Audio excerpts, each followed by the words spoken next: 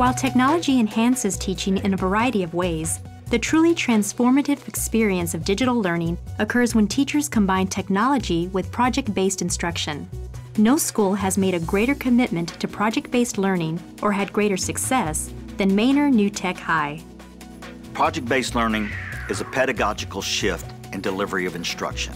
No longer is the teacher in the front of the classroom pushing information out to the students.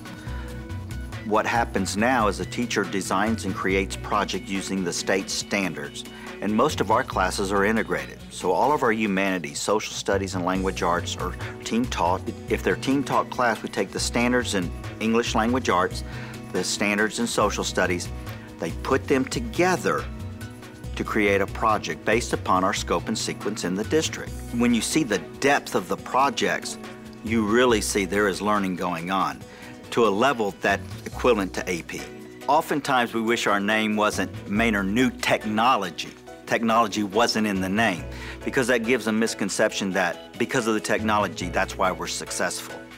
And reality is, for us, the technology is the invisible tool. The technology isn't what makes a school, it's project-based instruction. However, the technology is integrated throughout the courses. I think it's great because it offers so many different possibilities as to how they can deliver what they've learned. And project-based learning is a very important, critical component for us so that teachers use projects as a way to teach content throughout the whole course. And the key to that, of course, is making sure that teachers know what that is.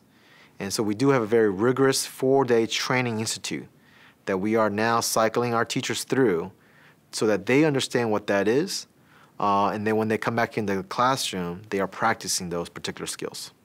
One of the major advantages of project-based learning combined with technology is that it empowers teachers to build lessons around state standards that are creative, engaging, and meaningful to students. When I talk about the kids learning area and perimeter, that's part of what the state standards say that 4th graders should learn. So every lesson plan that we do is based on the standards that the kids must learn. They had to also say what's the perimeter of each room, what's the area in each room, and then what's the perimeter and the area of the total drawing that they've designed. We looked at the Habitat for Humanity website and saw different designs of houses. And we, of course, looked at examples of blueprints. I had an architect talk about what it means to design a house. Remember what Mr. Segura taught us about your design methods, and I think, what kind of method are we all using on our houses? It was just a matter of providing that scaffolding for them, that support, to give them the background knowledge they needed to move forward. Look back at your PBL, look at the entry document, and it says 3-bedroom, 2-bath. The website that we used in completing the project and in using the 3D shapes was one that's dedicated to Frank Lloyd Wright, and its whole premise is letting students design houses in 3D form, and where they go through all of the steps of having a client. When you pick your client, then they're describing to you what they want in the house. And picking out where they're going to build the house, what style of house they're going to have, what's the height of the house, what's the roof going to look like, where am I going to put my bedrooms, where am I going to put my bathrooms. And so the kids use the technology, I think, quite capably. Oftentimes at the end of our projects, when students put together their end product, it's usually presented to an external panel, not to the teacher and not to the class. We'll have parents come sit on panel. We'll have experts, whatever that project's on, to come in and sit on the panel. And then the students are presenting to experts, not to the class. And what you find is that it takes on a whole different meaning. I think for the kids, it just validated what they were doing. You know, it wasn't like, oh, there's going to be an architect here, how do we handle this? It just validated to them that what we've done is so important that an architect is going to come and listen to us present it. I was kind of proud because she was hearing me, and I didn't thought an architect could be hearing at me, and yeah, I felt proud of myself. I felt a little bit nervous because it was kind of our first time, but we also practiced a lot and we got through it together as a team. For me, it was nervous because we needed to go with professional clothing, and I needed to wear a tie, so I was nervous because I thought people would make fun of me, but Did that happen? Did anybody make fun of you? No. What did they think when they saw you with a tie on at school? What did people say to you? I had a lot of compliments. Yeah. Elegant. Yeah.